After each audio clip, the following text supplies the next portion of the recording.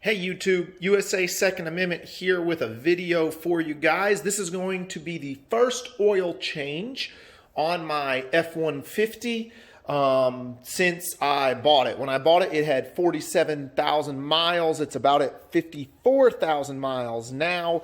So I'm about 7,000 miles in for the oil change. Some people say change it at 5. Some people say change it at 7 or 8. Some people say change it at 10. I find 7 to 8 works really well. So, in case you're wondering, this is a 2018 Ford F-150. It has the 2.7 liter EcoBoost, and basically I'm just going to take you guys through it. Okay, so here's the tools that I'm going to use. Obviously, I have a socket set there. I have oil, which I'm using Mobil 1. I've always been really pleased with Mobil 1 oil. The oil filter is from Ford. I actually had to go to my local Ford dealership to get this. None of the parts stores, Walmart, O'Reilly, Advanced, had this. So I went to the Ford dealership and got this. The jack I'm using and the jack stands are from Harbor Freight. Been using those for years. I love those. Some of the best value you can get in a jack, in my opinion. And then obviously my oil drain pan and the funnel. All right, you guys stay tuned and we'll get right back into it. All right, guys, so I have the truck jacked up. Let me get under here so you guys can see where I have it put. So I'll use the jack right there on the front frame, which should be able to more than support the weight.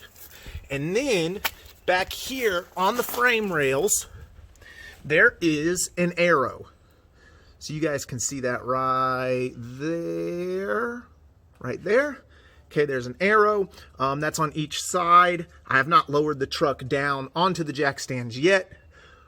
I just wanted to show you guys this step.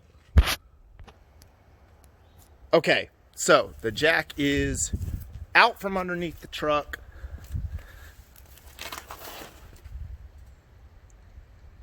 And the jack stands are in place.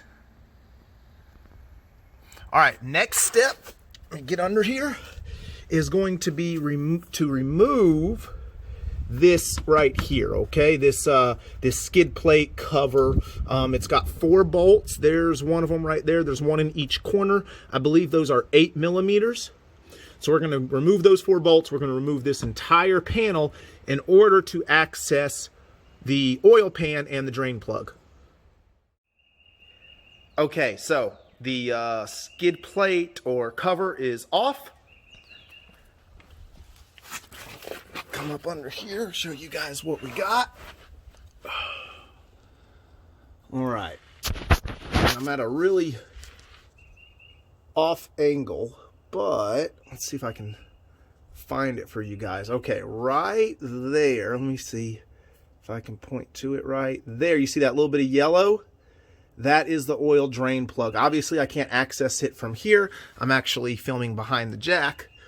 I'm going to have to go up a lot closer. But just so you guys see where it is, there is the oil drain pan. It's that black plastic looking thing right there.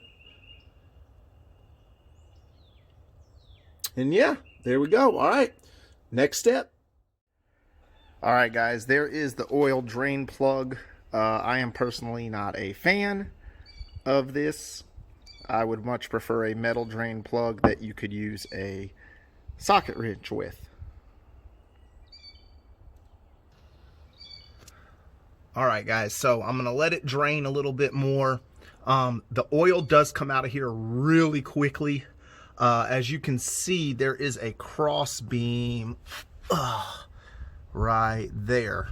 The problem with that cross beam is it does not give you a lot of room between that beam right there and where that plug came out of right there. If you have big hands, this is going to be a pain in the butt. So just, you know, be aware. I have pretty small hands. I was able to actually get both my hands in that gap. It took both of my hands in order to get enough leverage to twist that plug and then pull it out. It comes shooting out of there. As you can see, oil is all over this bar. It shot out of there really quick, and most of the oil drained probably within the first 10 to 20 seconds. I'm just letting it do a full drain right now. All right, guys, while that's draining, show you up top, I did release or open up the oil fill cap just so that there's some airflow, hopefully get the rest of that oil out.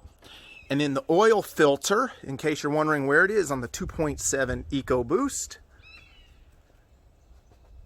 is right there. So this is a canister style oil filter, so you'll remove it from the top, replace the oil filter and the O-rings, which I will show you in just a minute. All right, guys, well, this sucks. I do not have a socket big enough for that oil canister. Upon looking online, it says it needs a 27 millimeter socket. I have a full socket set here, and the biggest that I have is 13/16 right there, which will not fit it. Thankfully, I have a second car right now, which is my Porsche Boxster, so off to the store.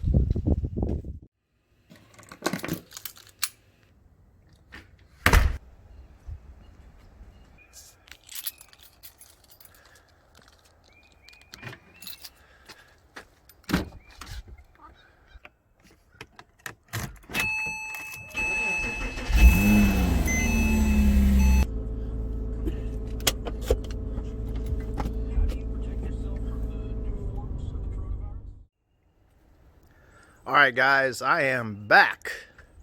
This thing is huge. That's what she said. Anyway, so 27 millimeters, and it fits right on. So we're gonna get that off and continue the process. All right, guys, the oil filter is off, and I want to show you some things. First of all, on the ratchet, if you're going to do this and you need a 27 millimeter socket, I could not find a 27 millimeter socket with a 3/8 drive. The drive is the ratchet itself, okay? So I had to buy a 1/2 inch drive and a 27 millimeter socket. To save some money, I ended up going to Walmart and finding the 1/2 inch drive, which was about 13 or 14 bucks.